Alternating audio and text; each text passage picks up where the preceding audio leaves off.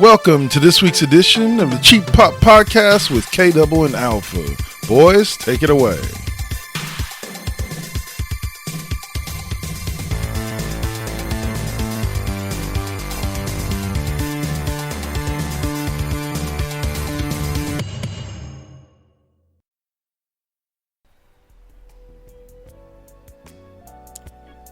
The following Four Aces production is for mature audiences only. Listener discretion is highly advised.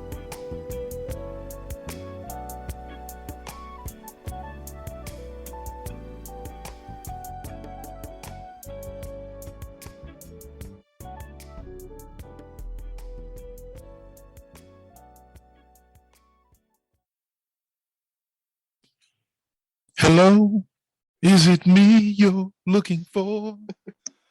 Probably not, and that's okay. It's always some other nigga in the way. Anyway, there you go. Not bad.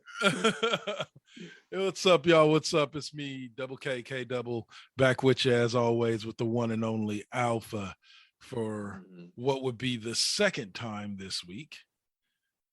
It's okay though. It's okay though. We bringing our A game to bring it to you. Know it as always, right? I'm Alpha. I'm the other half of the show, and I wish we had an opening even half as fucking good as Peacemaker, because that's what we're going to be talking about today. Oh man, have you seen the video, the little video on Facebook or is it on TikTok with the dude, and it's like first time you watch Peacemaker and dude's like sitting there like in his bed with his thing up, and it's like second time you watch Peacemaker and he's kind of like sitting up and he's like, and then like it's like third time you watch Peacemaker and dude's doing the full like intro dance. The whole fucking dance. Yeah, like the whole fucking God dance. Damn it. It only gets better. It only gets better with time. Like, and I will give, let's start there. Like, I will give Peacemaker credit. Like, the intro just kills me. Like, and the fact that all of them did that with such a straight face. Like, no, that's the best part. Like, there's something about the looks on their faces. You can tell it's almost like they were held at fucking gunpoint to do this little dance sequence. And it's great. And honestly, like that fits the whole tone of the show going forward. It does. I will say this. Peacemaker was a dick in Suicide Squad. He's still a dick in his own show. But you understand why he's a dick after watching his show. Yeah. Like you kind of get it. He did. I love how it starts with him in the doctor's office. And like, so let me get this straight. You were shot in the throat, an entire building fell on you, and like all you have is a busted collarbone. Like, wow. Like, wow. Yeah, pretty much. And for those of you who don't remember what happened to Peacemaker at the end of Suicide Squad. Yeah, he gets shot through the neck by fucking Bloodsport, and a building falls on him, literally. Yeah. Diagnosis is plot armor. Yeah. So diagnosis is plot armor for sure. But so he wakes up in the hospital, and then the doctor's like, all right, you can go. He's surprised because he thinks he should be put back in jail. Yeah, because at that point, yeah, he's like, I'm a fucking war criminal. Yeah. I committed war crimes for Amanda Waller. But what got me is just the look on his face as he's like, goes in, grabs the stuff, puts it on, kind of walks through, like waiting for somebody to stop him. Runs over to the cab, gets in. The cab drives away from the hospital. Yes. He actually starts cheering like he got away with something, even though nobody was looking for him. It's fucking great.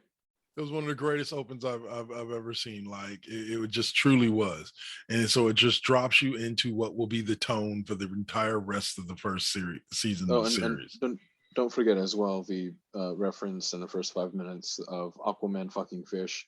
Yes. Don't forget that. Cannot forget that. I'm sorry. That was the best thing about the entire series.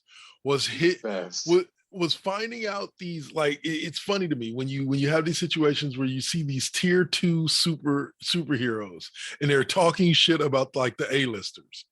There's Like, nothing better than a B-list villain talking shit about an A-list superhero. Oh yeah. Fucking i.e. in Black Widow. Oh boy. Help me out. Oh, Red Guardian. The Red Guardian talking shit about Captain America the whole movie. It's same fucking shit. It's great. Oh man, it killed me. Like his take on Batman, like that shit had me dying. The dude goes to his dad's house. Goes to his dad's house, who is Robert Patrick, who, by the way, is an amazing actor for anybody who knows him. Yeah. My first exposure to him was in T2. Hell fucking yeah. Yeah, as the brand new Terminator. But Terminator, and that shit was awesome. Yes, it was. But he has done well. I keep mistaking him with the guy that played Damien Dark in the Arrows universe. That's an easy one to miss, considering they look pretty alike, don't they? Yeah. Well, now they don't. Like back then they did. Now the dude on from Arrow has the gray hair, and Robert Patrick has his little like mohawk dude going on. The mohawk type thing going on. Yeah. But I know what you mean though. But no, so Peacemaker goes to his dad's house. Like one of the first things he does to go get his friend Eagly, who, let me state right now, Eagly is the best sidekick ever created, ever. Eagly is the fucking bomb. So he goes to get Eagly, and he's sitting there having dinner with his dad, and he's telling his dad all about the Suicide Squad stuff. And he starts laughing. Or he gets his dad to start laughing because he tells him about how Bloodsport is fucking afraid of mice, deathly afraid of rats, and because his dad locked him in a box with a bunch of hungry rats, and Robert Patrick just starts laughing and laughing and laughing, and then he tells him, he goes, and then Robert Patrick says the line that kills me: "Please tell me you didn't get killed by the dude that was afraid of rats." Silence. And John Cena just sits there. He's like, "Fuck, how did I raise such a wimpy kid?" And I'm just like, damn, dude. There's something just violently hilarious, but also horribly sad about the entirety of the story between him and his father. Yes. And that is carried through the whole fucking series, and it's great, actually. Through the entire first season, even when his dad becomes a supervillain, which we'll get into later. Exactly. We do come to find out through this that his dad has a workshop that exists in the quantum realm, which was as always, outside of space and time. And his dad builds him these helmets that do different things. One lets off a sonic boom. One turns him into a human torpedo. And the best thing about that sonic boom is that it's probably the most like genuine, real to life sonic boom I've ever seen in any form of media. Yeah. Not to be that fucking nerd, but when he uses the helmet and says sonic boom, it's an actual realistic sonic boom, as in it obliterates everything in a mile fucking radius. And especially what was about to attack him, i.e. the bitch, gets completely disintegrated. Like right the fuck in front of him. And that's it. So they kind of fool you with who like the villains are, because you like we see multiple villains in this particular thing. And they even try to get you to sympathize with one of them, with the butterflies. Even though I will say, what was it, Mern? Mern went out like a G. Yeah, Mern was a fucking champ. Mern went out like a fucking G, like so. But there's a lot of moral grayness to this side of the DC universe, and I actually really like that. In a lot of media, I don't really like moral grayness because it's hard to tell a story that way. But when it's played like this, I think it's really good in terms of the villains and of course the main character. There is a lot of moral grayness, and I really like it. It plays into the story really well. You look at the character Vigilante. Exactly. Like, I'll be honest with you. I was like, "Ooh, look, new character." I completely forgot that both Adrian Chase and Vigilante made an appearance in the Arrow series. Exactly. Which As is a very pretty much, fucking interesting. yeah, as a very and here's what's weird to say is that despite the fact that there's a lot of violence and death in this show, Peacemaker, the Adrian Chase from Arrow was a much more darker and grittier version of Adrian Chase than this one is. Which is somehow like there's something really interesting about that. Yeah, it works. It does work. I'm not knocking it. I was just saying, like that's why the two didn't click to me. Is that exactly. Vigilante and Arrow was like this, I'm trying to kill everybody, and this Vigilante is like, oh, I just kill people for fun because I'm fucked up in the head. Like, that's fun. I'm just fucking ill, mate, straight up. Yeah, and no, it's hilarious, and that's demonstrated by him just ruthlessly killing motherfuckers. And they're like, all right, here, I can't do it. I'll take the 50 cal. Say no more, bro. Give me that shit. That was my scene. That was my scene. Just to set that hilarious. Up. So Vigilante pops up on this mission that they're on, where they have to go catch these butterflies. They find out that this entire family, the senator and his children and his wife, are all butterflies. Peacemaker, for some odd reason, well, for a lot of good reasons, freezes up and doesn't want to kill the kids and doesn't want to kill the wife. And so out from behind the bushes, here comes Vigilante. He's like, hold on. Step to the side here, friend. Just hold on, friend. Hold on. I got you. Bow. Bow. Like was just sitting there humming. Like, do. Oh, look, little boy. Bow. Cold as fucking ice. Oh man. Like I can say to myself right now, that scene was one of my favorite scenes in the thing. Cause I'm sorry. I love children. I fucking loved it.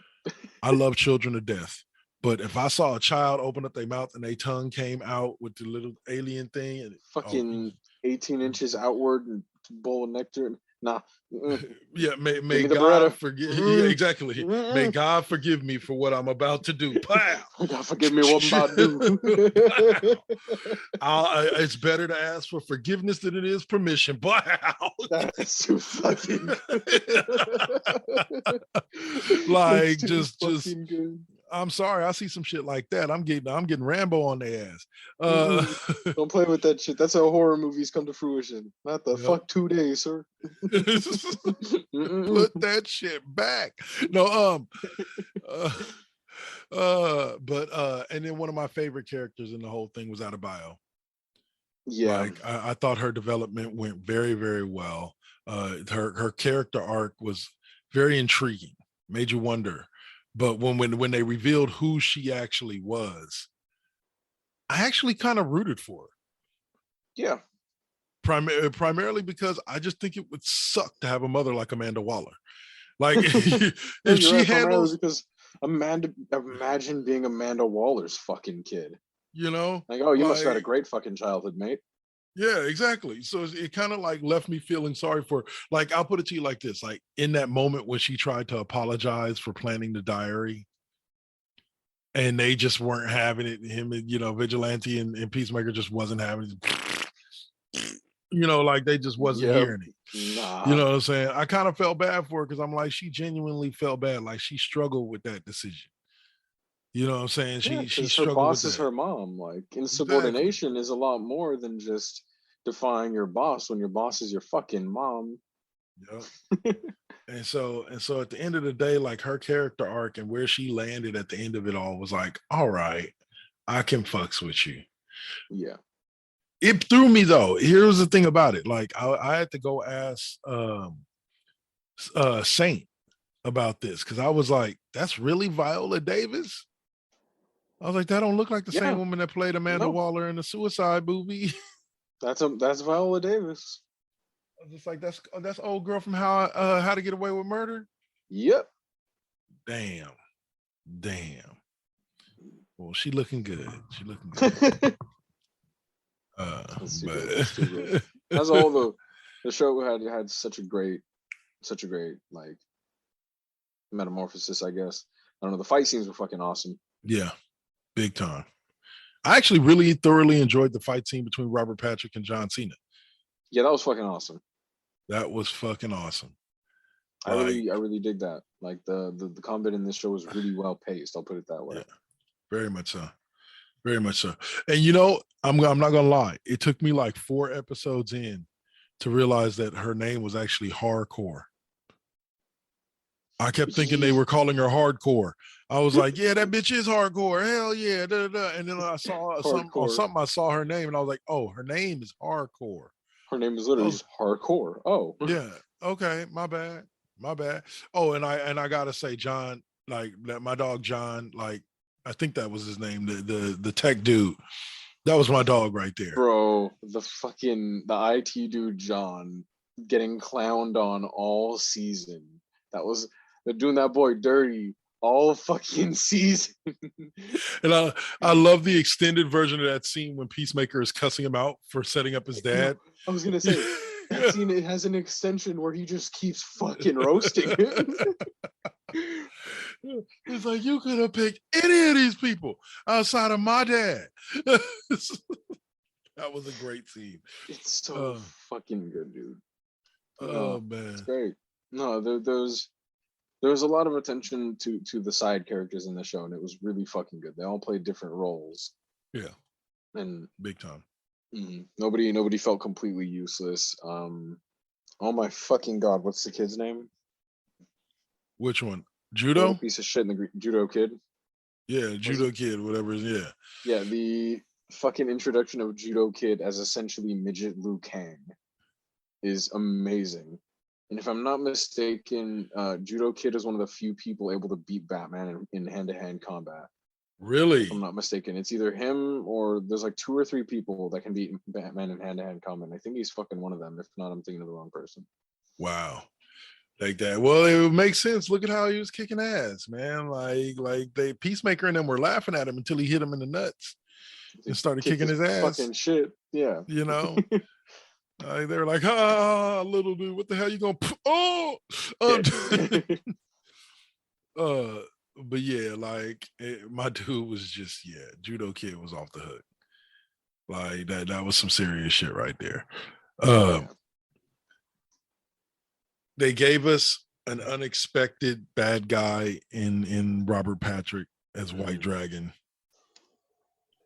which kind of threw me. Like, it was kind of weird seeing Robert Patrick. I like him. It's kind of weird seeing him be like a main member of the KKK, like making the comments.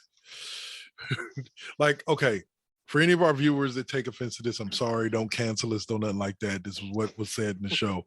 But I love it when he looks at the Asian chick. He's like, and in your life, he's like, thank you to the white dude, and he turns around and he goes, and for you, ching, how do they say it in your land? Ching chong, naya. I was just like, fucking god, dude.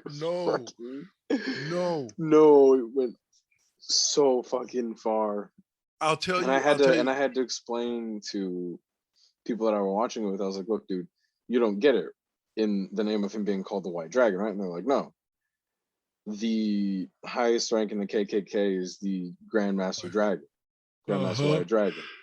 Henceforth, why he's called the White Dragon. The White Dragon, yep. And his whole gimmick is that he's a complete fucking racist bastard. Piece of shit, yeah. Fucking disgusting. And I love how they keep tying that into Peacemaker. They're just like, yeah, your dad's a racist piece of shit. So, it wouldn't be that hard to. Racist. Yeah, he's like, yeah, I know, but. There's reasons, and I love how slowly. We skipped over the I promise I'll make sure to kill a little bit more whites to make up for the blacks that I kill in the fucking beginning. That was great. I promise I'll kill some more white people. Oh man. God damn it, man. No, my favorite part before we close out this segment. God. The face exercises. I'm not crying. I'm doing face exercises. You little bitch. Yeah. No wonder you don't have a manly face. You don't ever do face exercises. Yeah. If you were in the knowledge that you would know about them. It's like, oh my god. And then you would know about them. Man. Can you teach me some?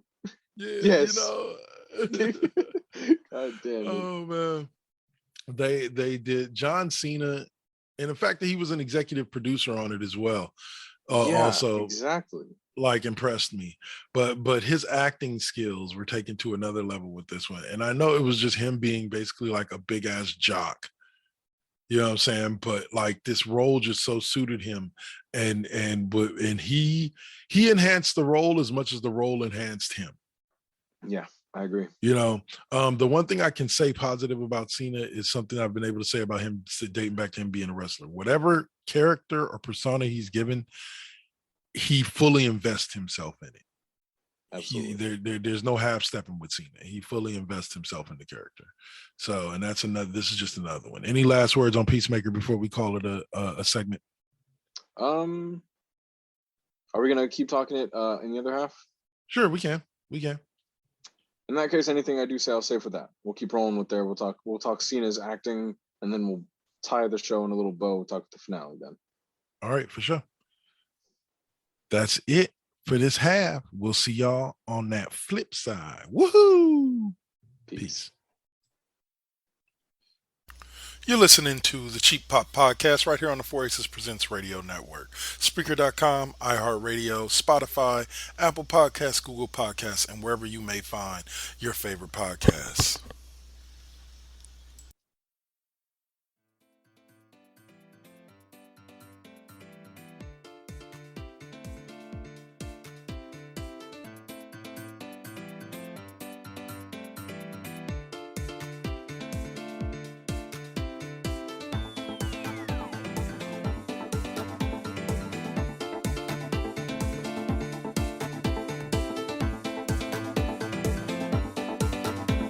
Imagine this. It's Friday night. You're at home wishing you can listen to an amazing playlist of some of your favorite music from the 60s, 70s, 80s, 90s, and 2000s. Pop, rock, whatever.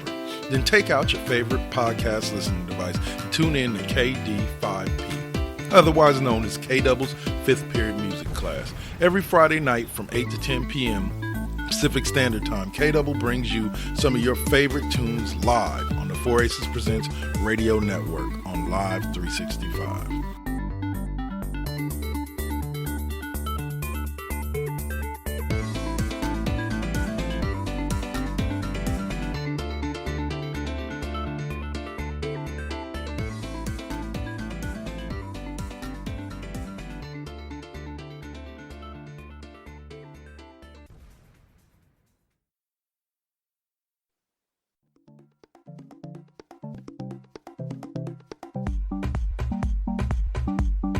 Hey y'all, what's up? This is Double KK Double, as always, here to let you know about one of the newest shows on the 4 Aces Presents Radio Network, a sports debate show by the name of The Classroom. That's right, every Sunday at 3 p.m., 4 Aces Presents brings you The Classroom, classic debate starring your boy Double K, taking on the likes of O'Malley, The Duel, Suave, and others.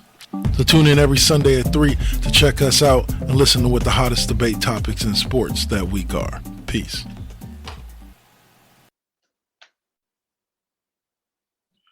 And we are back. Pretty face number 1. Pretty face number 2. We are back. B-A-C-K. Back.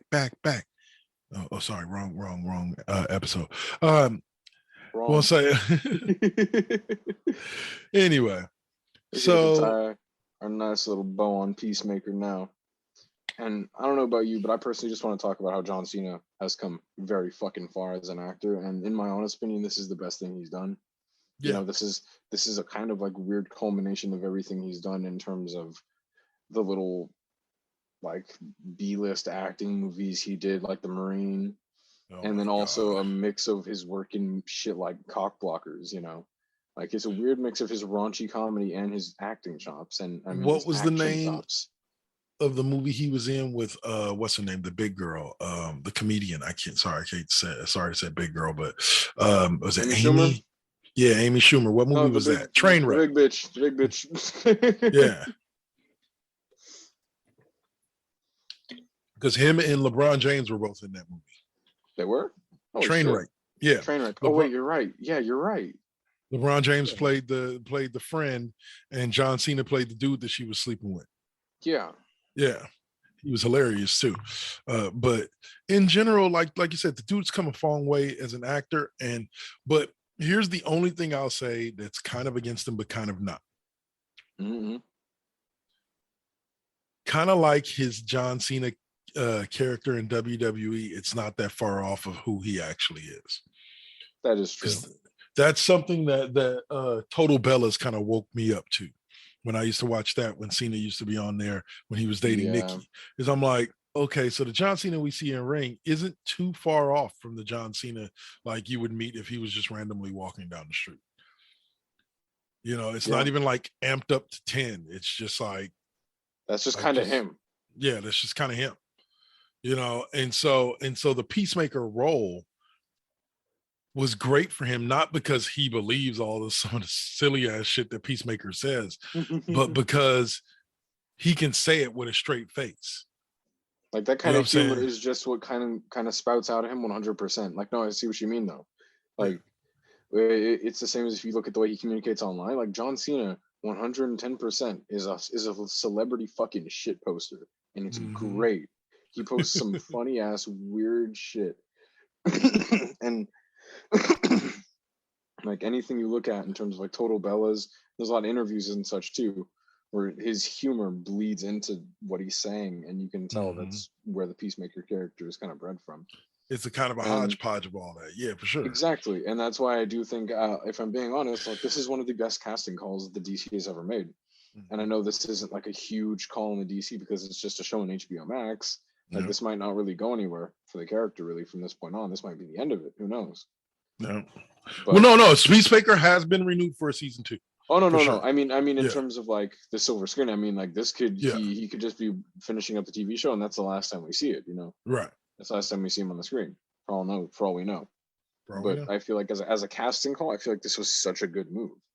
Like up on the level of getting Joaquin Phoenix as Joker. Yeah, like it's such a good move. Openly to the point where I feel like if there was anyone in the role of Peacemaker that wasn't John Cena, I think it would openly diminish from the role. To me, anybody else would look like they're trying too hard. Exactly. The lines and the delivery of the lines has to be done in a specific way that's natural to John Cena. You know what I'm saying? Like, as much as John Cena is probably not that asshole jock dude in real life, if you just saw him walk in and listen to him talk, you could easily see him being the jock dude. So the jock asshole dude. So when he's playing that role, your brain isn't stretching to envision him as acting like that. Exactly. You know what I'm saying? Like if Keanu Reeves were to play a jock asshole, my brain might fry because I'm so like not used to seeing him in that role, you know, but John Cena fits him perfectly. I think, like you said, it just comes down to the delivery. Yeah, 100%. But a lot of, like I said, a lot of the side characters were what made it great. Adebola, hardcore, judo kid, kid. Vigilante. These were all characters that helped enhance Peacemaker. Absolutely. You know, and it all came to. Oh, sorry, I thought you were done. Go ahead. No.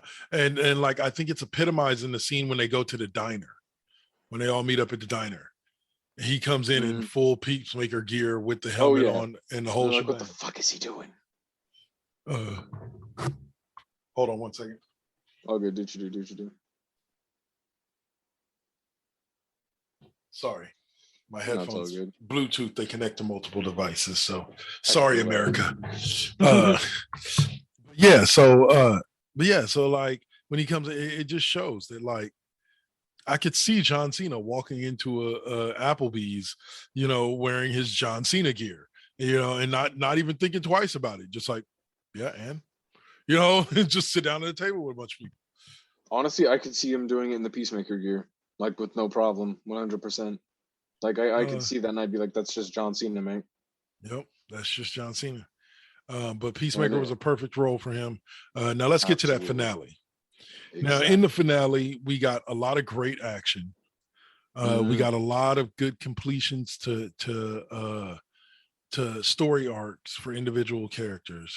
I would say Adebola's completion of her story arc was awesome, including her grabbing one of the butterflies right out of Hardcore's mouth to save her. Like, that was amazing. Ross fucking scenes.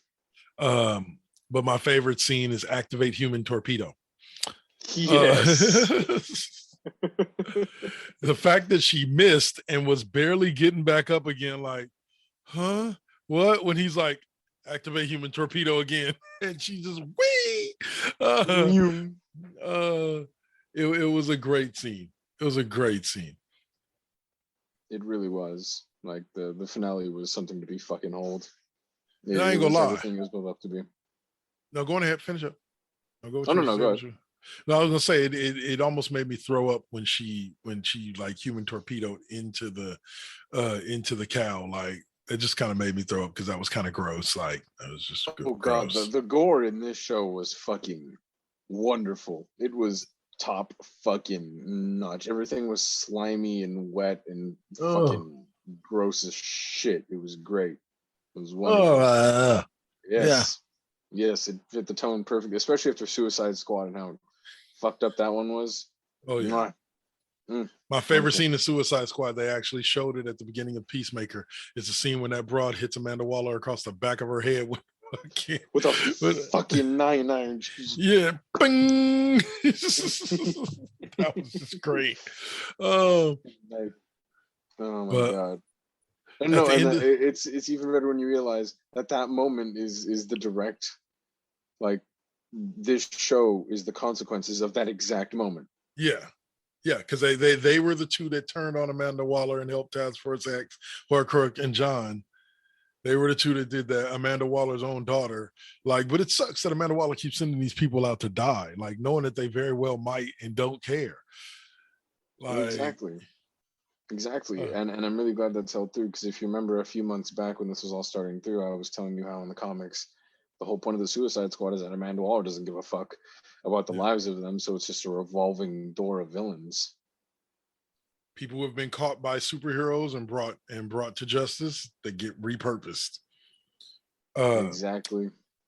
So now let's get to that final scene. Yes. To put a nice little bow on it. So Peacemaker's done everything he needs to do. Along the way, he's picked up Hardcore. They're all kind of walking out of the lair of the butterflies. And he's carrying her, and they're walking away from this barn. And here comes Superman, Aquaman, Flash, and Wonder Woman.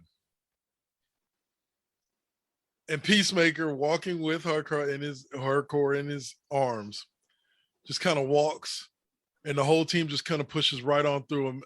And Peacemaker looks up and goes, "Where the hell were you this whole time?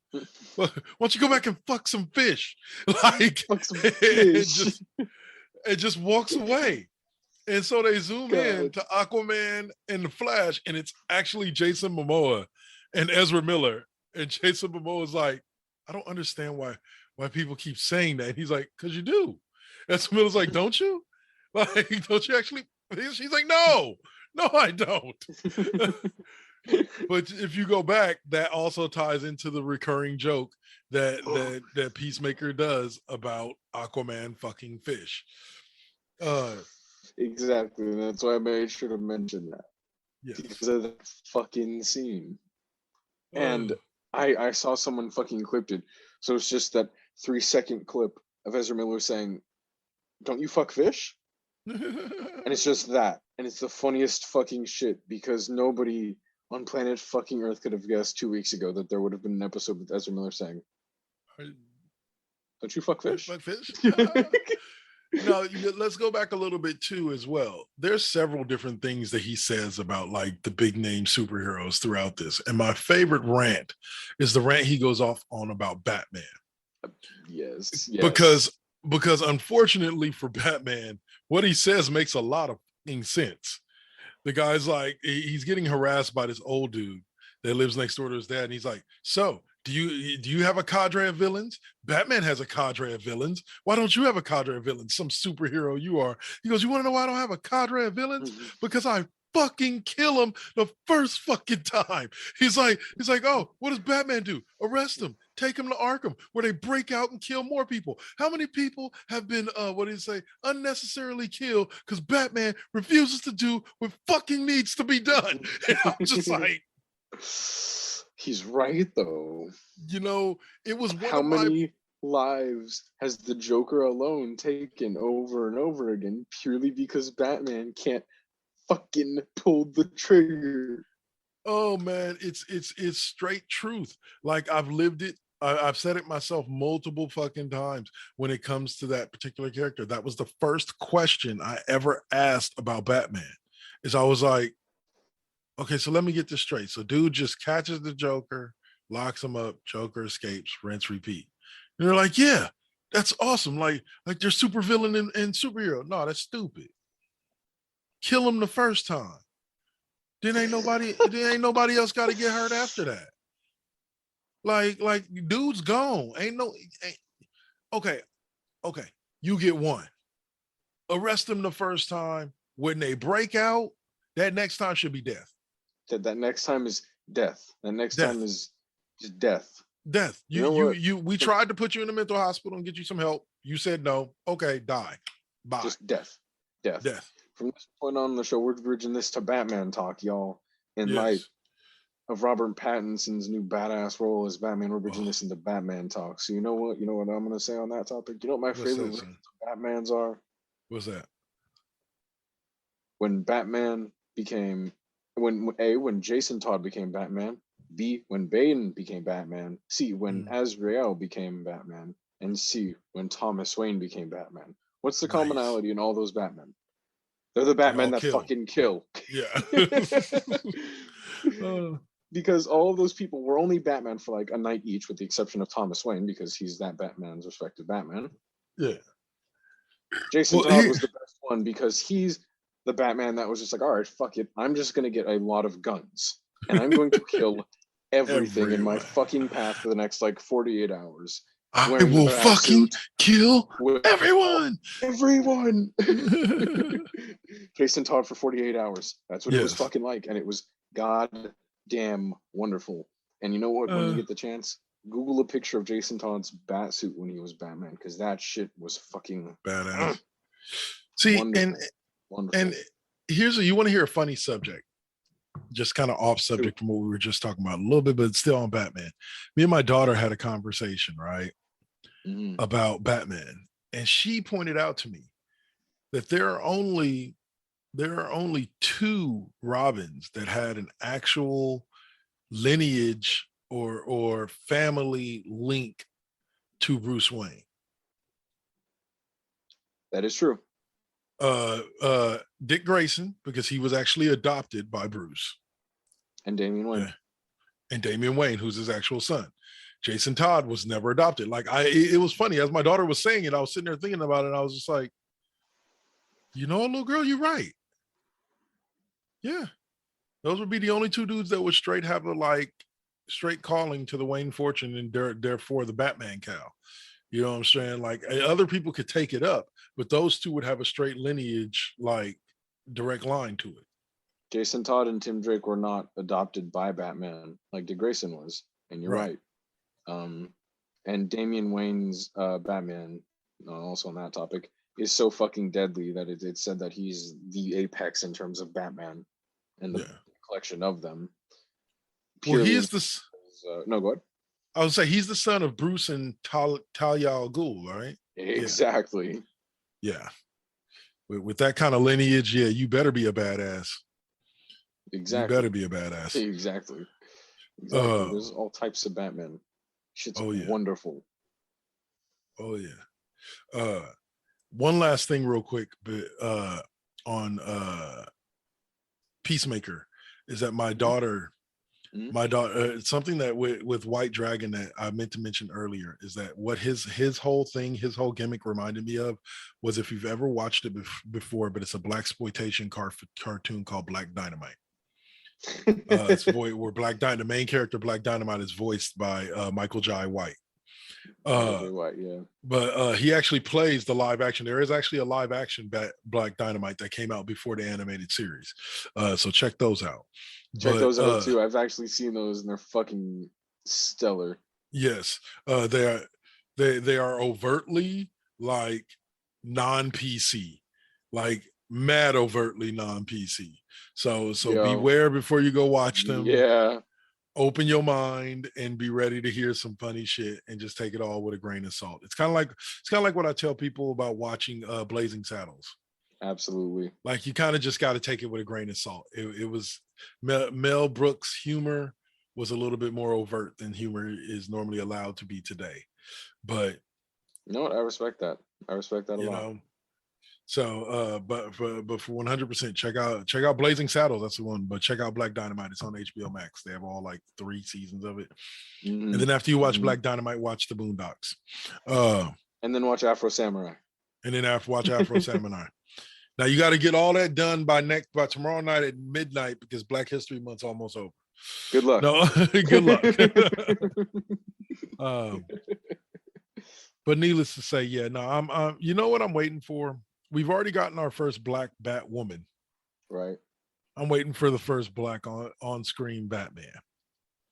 Because I believe there's already one in the comics. There was already a guy that took over, but I want to see the first live action. Like the character in Batwoman is one that I get behind on a regular basis. I like her. And I like the fact that if you keep up with the DC shows, they've given her own version basically of the Joker and this cat Marcus Jet. And bravo one more time to CW in me saying that they brought back one of my favorite actresses of all time, Judy Reyes from Scrubs. For those of you who don't remember, she played Carla on Scrubs. She's played in a bunch of other stuff, but they brought her back as the Joker's former toy maker. And so, like, the Batwoman season finale should be interesting next week. It's been getting good. It's been really getting good. Yeah, it's picked itself back up again really, really well. To my surprise, I've been keeping up with it actually way better than I have with most CW shit by pure fucking luck after work. Yeah. And I'm actually really impressed with it. I'm gonna actually catch up on Naomi, and maybe we'll talk about it next week. I haven't really had a chance to watch that. But at this point, what we're looking at is if my boy can marathon it between now and next Sunday, which he should be able to, we're going to be talking the legend of Vox Machina. An amazing show on Amazon Prime that I've had a chance to check out and want to check it out again. And next week we're going to talk about it. And for those of you who don't know, it's based off of a YouTube show called Critical Role. And it's basically an animated version of their first campaign. They're now on, I believe, campaign 3, campaign 2 or campaign 3. Yeah. So they're on campaign 3 now. Yeah. But they've done a whole lot of one-shots and a whole lot of things. But it's very important to note that Critical Role is a D&D campaign, obviously, but it's ran entirely 100% by a bunch of fucking voice actors. And that makes the LARP here go from like the potential go from like okay to fucking awesome. Yeah. Because we see people like fan favorite Grog being voiced by the longtime voice of every animated version of Thor you've ever seen in the last 15 years. That's Travis Wellingham.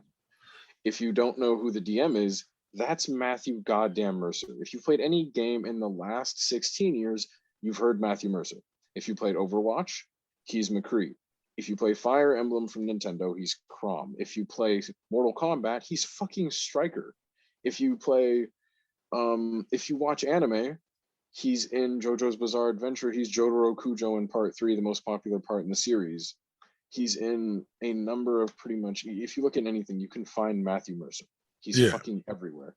And Critical Role has become such an integral part of D&D and the Wizards of the Coast as a community that Matthew Mercer has actually created several subclasses that are now officially sanctioned for D&D. like I think it's called like the Behemoth subclass for the Berserker. He's got like the Blood Oath class for the Rogue and crazy shit like that. And it's all sanctioned now. Characters like Grog and I forget the female with the bear. I forget her name. I know who you're talking about, but I can't think of her name. Her and Grog are officially canonized in the D&D verse now.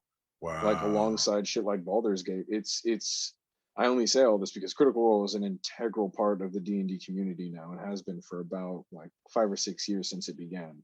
Yeah. It's crazy good, and Matthew Mercer more or less has become the bearer and the gold standard of what all dungeon masters, like, they all look for him to be, to the point where, like, if a player says, I need to do this thing that Matt Mercer does, as a DM, you're inclined to say, fuck you, I hate you, get out of my session.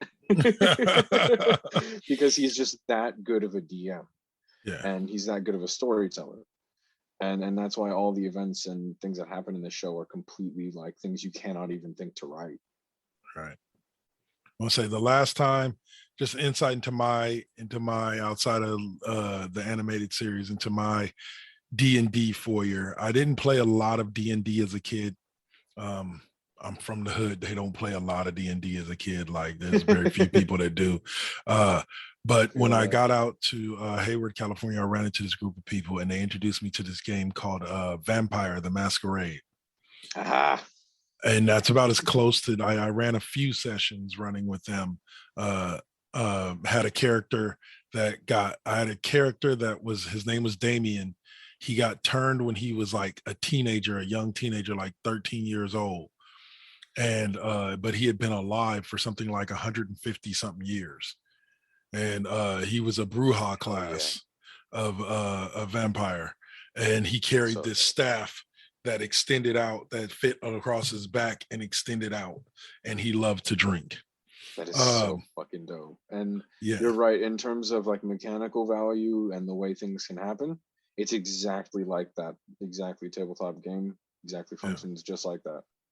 And that is so dope. Everyone has like really cool experiences, each in their own, to tabletop role-playing games like that. And that's the magic of them. You know, nobody, I guarantee you, we play a game right now, there's no way in a shape or form world where me and you are going to have a character that's alike. And I think that's fucking awesome. It's amazing, for sure. All right, Alpha, I'll let you take us home on this one, bro. We'll see y'all next week. Take it away. You know how it goes, my people. Thank you for joining us on the flip side here to talk about some comics and shit. Next time, we're going to come around for another episode of comics, because we accidentally overlapped with some double wrestling. So we're coming up with some double comics to make it up for you guys. See you again next Sunday. Be safe. Thank you for joining us. Good night. Peace.